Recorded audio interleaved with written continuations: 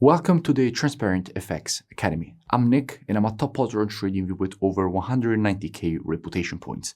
If you're new to the channel, make sure to subscribe. This is the place to go for high quality, free trading education. Now, without further ado, let's jump straight onto the charts.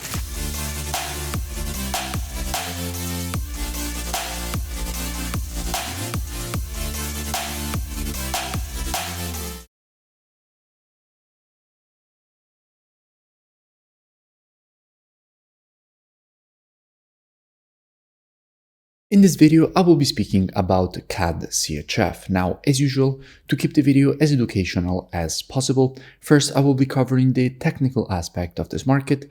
Then we will be moving to the order flow by looking at the commitment of traders, so the COT data, which is what the non-commercials, so the biggest speculators in the market are doing, which are essentially hedge funds, so the big players in the market. And by the end of the video, by using the combination of these two different types of analysis, we will try to understand where we have the highest probabilities for the next potential move here on this pair.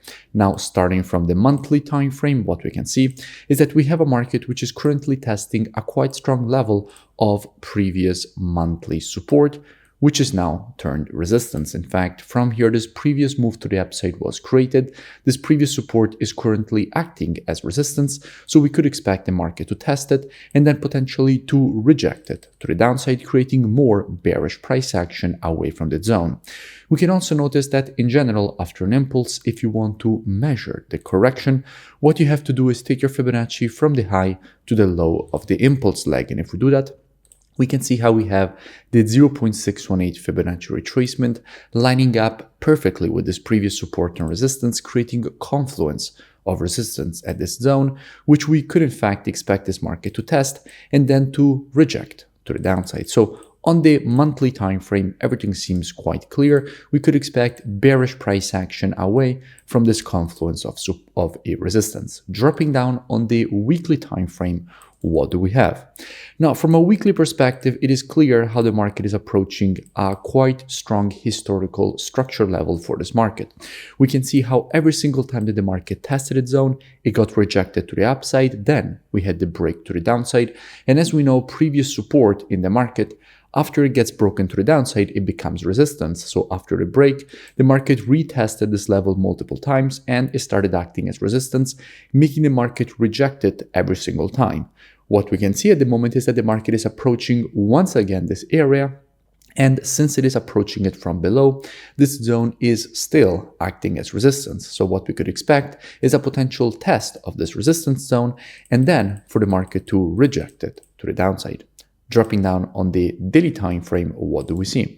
Well, from a daily perspective, it is quite clear how this market has currently created an overextended W formation. In general, after the creation of an overextended W, what you could expect is for the market to create a rejection to the downside, to go and retrace at least to the 0.32 of the Fibonacci taken on the impulse leg. Now, in this case, the impulse leg is from the low to the high, which in this case is from this low to this high, meaning that what we could expect here is for the market to retrace at least to this 0.32, which is first downside target in the case of an overextended W formation.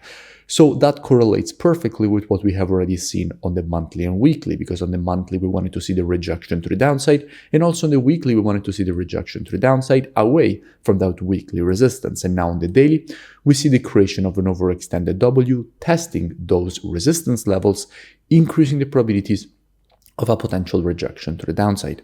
Now, if we go and see what we have when it comes to the commitment of traders, so the COT data, which is what the non-commercials, so the biggest speculators in the market are doing, and we check the data precisely for the CAD, what we can see is that lately net positions for the CAD have been increasing. However, if we look at the long term, they have been massively decreased. We went from having minus 11k net positions all the way down to having minus 29k net positions. So we can see here how we were sitting with 36k longs. Currently, we're sitting with around the same amount of longs, but when it comes to shorts, we went from having 48k shorts all the way up to having 67k shorts. So institutions have been adding shorts on the CAD. And if we look at the CHF, we can see how the CHF is currently at the highest net positioning that it ever had. Here we were sitting at minus 17k net positions. Now we are at minus 435, the highest level so far. Now this makes the CHF stronger, showing how institutions have been adding longs on the CHF and closing their shorts, going from 2.9k longs to 8.4k longs and going from 11.2k shorts to now only 8.9k shorts. So clearly institutions have been shorting the CAD and longing the CHF, and a strong CHF and weak CAD is exactly what we need for this potential rejection to the downside. So institutions are aligning for a potential move lower. So that increases the probabilities of this move. So how we could be approaching this potential move? Now, as usual, trading is reactive and not predictive. The monthly, weekly, and daily combined with the COT data, those are the best time frames from a directional perspective. However, when it comes to confirmations and entries, the best time frames are the intraday time frames, so 4 hour and lower.